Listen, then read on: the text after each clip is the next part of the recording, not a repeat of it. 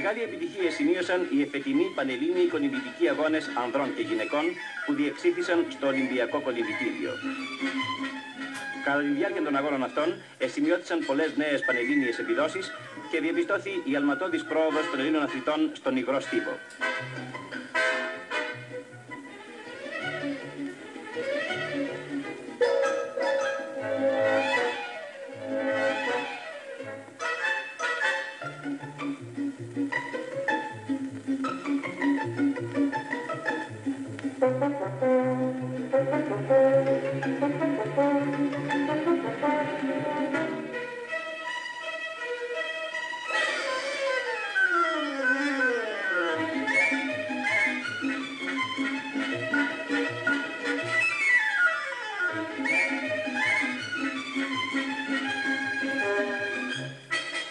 Πρωταθλήτρια στην κολύμβηση ανεδείχθη η ομάδα του Ολυμπιακού με 356 βαθμούς.